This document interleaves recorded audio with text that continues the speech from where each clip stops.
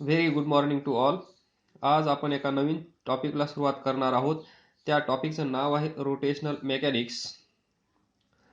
तर त्या टॉपिकमध्ये आपल्या सिलेबसनुसार आपण त्याला म्हणणार रोटेशनल मोशन, आणि रोटेशनल मोशनलाच आपण असं म्हणू शकतो रिजिड बॉडी डायनामिक्स. तर आज या लेक्चरमध्ये आपण थोडंसं बेसिक डिस्कशन करणार आहोत.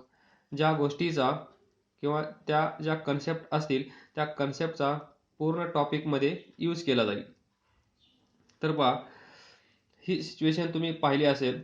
खूप वर्षापूर्वी आपल्या भारतामध्ये ही वेल, विहीर, हे वॉटर, तर हे वॉटर बाहेर काढण्यासाठी bucket and this system pulley system, pulley bucket चा वापर करून आपण हे वॉटर बाहेर काढायचो आणि आपल्या दैनंदिन जीवनामध्ये या वॉटरचा उपयोग केला जायचा. तर याच्यामध्ये पहा, रोटेशनल मेकॅनिक्स ही जी पुली आहे, ज्यावेळेस ही बकेट डाऊनवर्ड डायरेक्शनमध्ये खाली जात आहे, जोपर्यंत ती बकेट या पाण्यामध्ये बुडणार नाही, सिंक होणार नाही, तोपर्यंतची सिच्युएशन इमॅजिन करा. जसं जसं ही बकेट खाली जाईल तसं तसं या पुलीचा स्पीड काय होईल हे सर्व तुम्हाला माहीत आहे. स्पीड काय होईल, इन्क्रीज होईल. आणि त्याच वेळेस ही पुली स्पीड इन्क्रीज होत राहील. पण या पुलीचा जो सेंटर आहे, सेंटर ऑफ पुली ही कशी आहे, ॲट रेस्ट. म्हणजे समजा हा एक पार्टिकल कन्सिडर करा, हा एक पॉइंट कन्सिडर करा. हा point with respect to centre circular motion करत आहे. हा एक point with respect to centre circular motion करत आहे. हा एक सर्क्युलर मोशन करत आहे. Any particle on this pulley is doing circular motion with respect to center of pulley, but center of pulley is at rest. Center of pulley is at rest. याचा अर्थ काय असेल, ॲक्सलरेशन ऑफ सेंटर काय असेल, 0. आणि मग acceleration कुठल्याही बॉडीचं 0 असतं म्हणजे आपण त्यावेळेस काय कन्सिडर करत असतो. समजा ही एक बॉडी आहे, या बॉडीचं ॲक्सलरेशन 0 आहे. या बॉडीचं ॲक्सलरेशन 0 असेल तर याच्यावर जे फोर्सेस ॲक्ट होत असतील, एक्सटर्नल फोर्सेस, ते कसे असणार, net resultant force on this body should be 0. जोपर्यंत या बॉडीवर ॲक्ट होणारा फोर्स, नेट रिझल्टंट फोर्स 0 होत नाही तोपर्यंत या बॉडीचं ॲक्सलरेशन 0 होणार नाही. जर या बॉडीचं acceleration is not equal to 0 असेल, याचा अर्थ काय असेल, या बॉडीवर कुठल्या तरी प्रकारचे फोर्स ॲक्ट होत असतील आणि त्या फोर्समुळे ही बॉडी मोशनमध्ये येत असेल, त्याला ॲक्सलरेशन भेटत असेल. पण इथे काही पॉइंट्स सर्क्युलर मोशन करत आहेत म्हणजे त्यांच्याकडे स्पीड आहे, पण एक पॉइंट असा आहे सेंटरला, तो ॲट रेस्ट आहे, तो कुठल्याही प्रकारच्या मोशनमध्ये नाहीये. तर पहा, म्हणजेच एक पॉइंट फिक्स आहे, बाकीचे सर्व पॉइंट सर्क्युलर मोशन करत आहेत with respect to this point. या मोशनला आपण म्हणणार रोटेशनल मोशन. कोणती motion, rotational motion. This pulley is said to be executing rotational motion. This pulley is said to be executing or performing rotational motion. याला म्हणणार rotational motion. Rotational motion म्हणजे काय, म्हणजे रोटेशनल मोशन मध्ये काय आहे, एक पॉइंट फिक्स आहे आणि बाकीचे पॉइंट्स एक सर्क्युलर मोशन करत आहेत about this point. We will discuss more examples. या एक्झाम्पलमधून तुम्हाला हे दिसून आलं की काही पॉईंट्स सर्क्युलर मोशन करत आहेत, म्हणजेच ते रोटेट होत आहेत, म्हणूनच त्याला आपण रोटेशनल मोशन म्हणणार.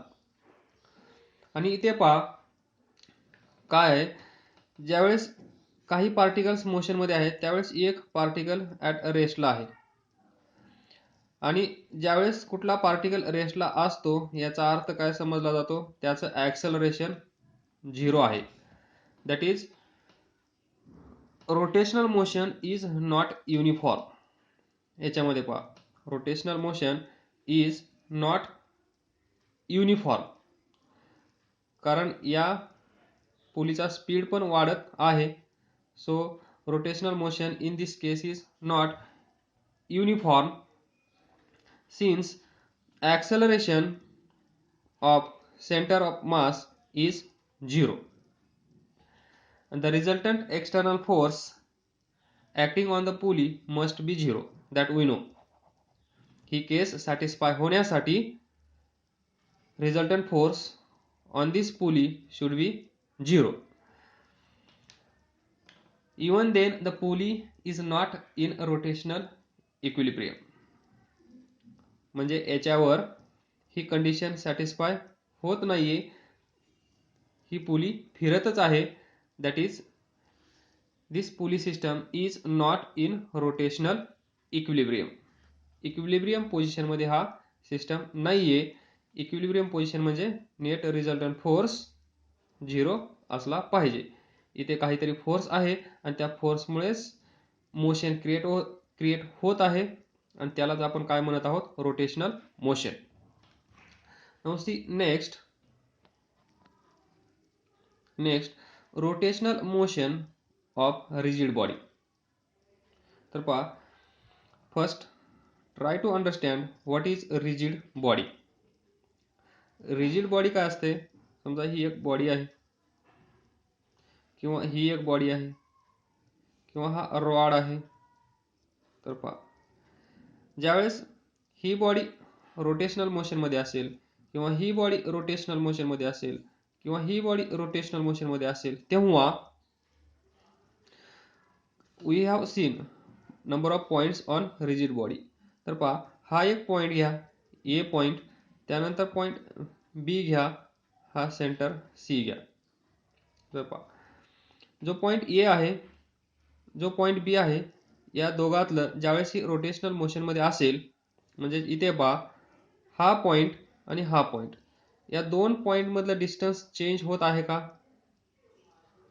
या दोन पॉइंट मधलं डिस्टन्स जर चेंज होत नसेल तर त्याला आपण म्हणणार रिजिड बॉडी.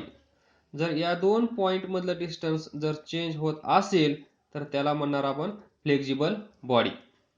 फ्लेक्झिबल बॉडी म्हणजे फॉर एक्झाम्पल स्पंज, डस्टरच्या पुढे जो पोर्शन यूज केला जातो तो स्पॉन्जी असतो.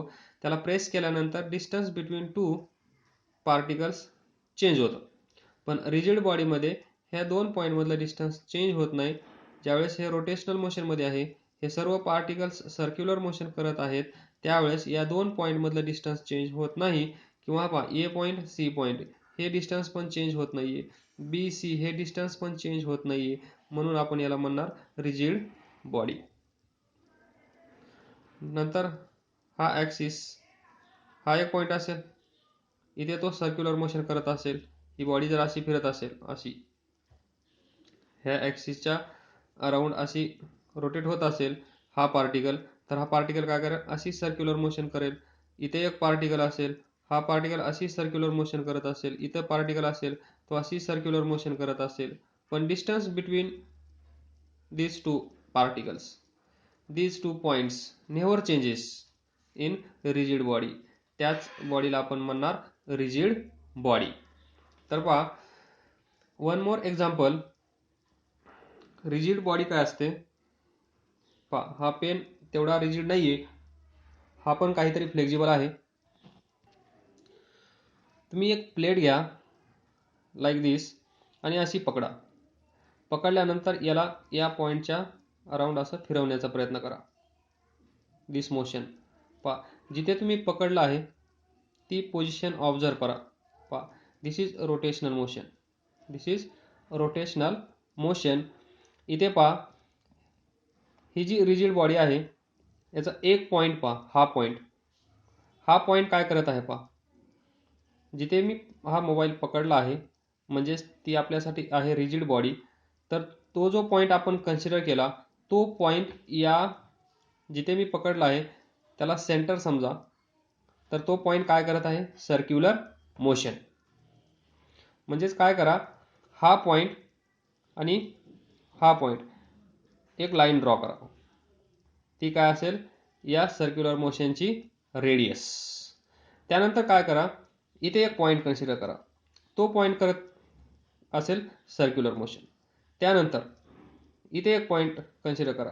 तो पण पॉईंट काय करत असेल, सर्क्युलर मोशन. नंतर इथला घ्या, हा राईट कॉर्नर. तर तो पण काय करत असेल, सर्क्युलर मोशन. तर पहा, हा पॉईंट जिथे मी पकडलं तिथे जॉईन करा. हा पण तिथे जॉईन करा. हा पण तिथे जॉईन करा. हा पण. तर पहा, हे सर्व पॉईंट्स एका लाईनच्या भोवती फिरत आहेत. हे पॉईंट असे परपेंडिक्युलर लाईन्स ड्रॉ केल्यानंतर आणि जिथे आपण पकडलं आहे ती ही जी लाईन असेल ती असेल ॲक्सिस ऑफ रोटेशन. हे जे सारे पॉईंट्स आहेत ते कुठल्या तरी एका ॲक्सिसच्या भोवती फिरत आहेत आणि ज्या ॲक्सिसच्या भोवती फिरत आहेत त्या ॲक्सिसला आपण म्हणणार ॲक्सिस ऑफ रोटेशन. म्हणजेच ही आपण रिजिड बॉडी कन्सिडर केली. हा एक पार्टिकल आपण इथे पकडलं होतं, इथे पकडलं होतं, हे डिस्टन्स. हा एक पॉईंट जॉईन करा असा. आणि सर्व पॉईंट्स, हे पॉईंट्स आपण एक्स्ट्रीम पॉईंट कन्सिडर केले आहेत. हा पॉईंट पण आपण घेऊ शकतो, हा पॉईंट पण घेऊ शकतो, हा पॉईंट पण. कुठलेही पॉईंट्स या लाईनच्या भोवती फिरत आहेत. याला आपण म्हणतो ॲक्सिस ऑफ रोटेशन. कदाचित हे माहीत असेल, डोंट गेट इरिटेट. स्पीडमध्ये पहा. तर पहा, each particle of this rigid body goes in circle. Each particle, हा पार्टिकल इथे सर्क्युलर मोशन करत आहे. हा पार्टिकल इथे सर्क्युलर मोशन करत आहे. हा पार्टिकल इथे सर्क्युलर मोशन करत आहे. हा पार्टिकल इथे सर्क्युलर मोशन करत आहे. हा पार्टिकल इथे सर्क्युलर मोशन करत आहे. हा पार्टिकल इथे सर्क्युलर मोशन करत आहे. हा पार्टिकल इथे सर्क्युलर मोशन करत आहे. हे जेवढे पार्टिकल्स आहेत, म्हणजेच notice that each particle of this rigid body goes in circular motion. They are performing circular motion about some line and this line is axis of rotation. And one more thing, please note that each particle takes equal time to complete its circle. Each particle takes equal time to complete its circle.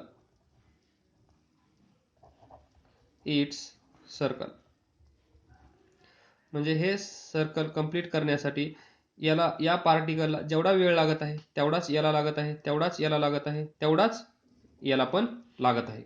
म्हणजे each particle takes equal time to complete its circle. याची radius कमी आहे म्हणून आपल्याला असं वाटायला नाही पाहिजे की हा कमी टाइम घेत असेल. तर प्रत्येकाला तेवढाच वेळ लागत आहे एक सर्कल कंप्लीट करण्यासाठी.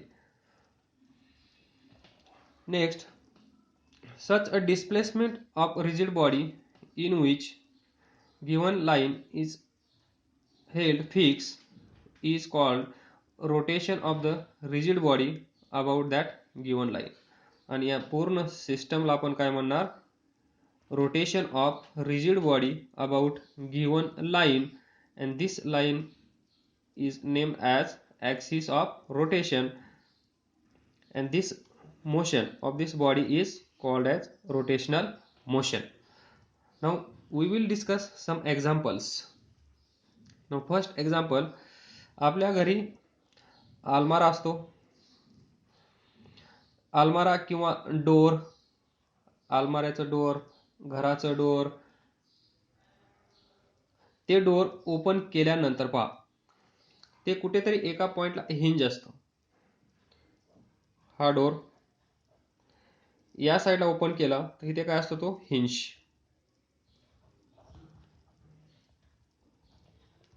इथे हिंज असतो, म्हणजे या पॉइंटच्या भोवती आपण त्याला असं ओपन करत असतो. या साईडची या साईडला, या साईडची या साईडला, ही साईड.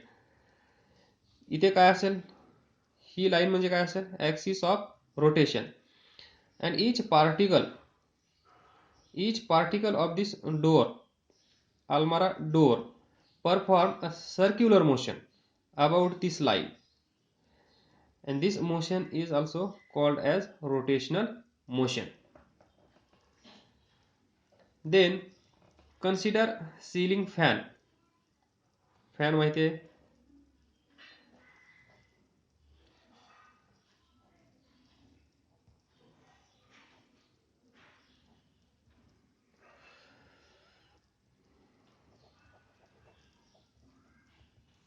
1 2 3 4 काढले आहेत, डोंट वरी.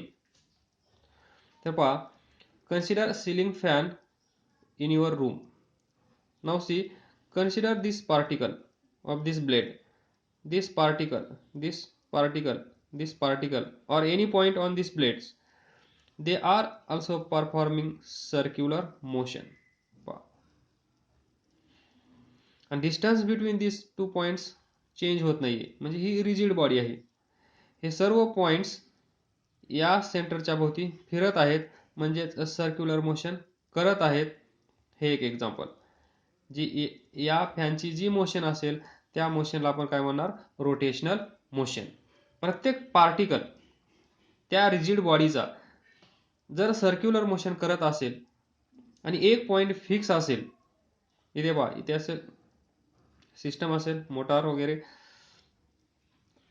हा सिस्टम या पॉइंटच्या भोवती फिरत असेल, हा पॉइंट स्टेशनरी असेल सेंटरचा, तो इकडे जाणार नाही, तो इकडे जाणार नाही, तो इकडे जाणार नाही, तो इकडे जाणार नाही. तर जर तसं झालं तर काय होईल तुम्हाला माहिती आहे.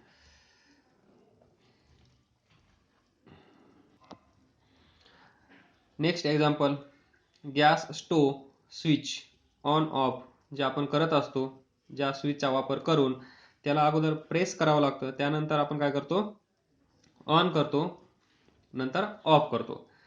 ते जे पार्टिकल्स आहेत किंवा ते जे ऑपरेट करणार आहे, ऑपरेट कोण करतं, आपण. ते जे स्विच आहे त्या स्विचवरचा कुठलाही पार्टिकल कन्सिडर करा, तो पार्टिकल त्या सेंटर भोवती काय करत असेल, सर्क्युलर मोशन. ती मोशन पण रोटेशनल मोशन आहे. तर नाउ वी विल कन्क्लूड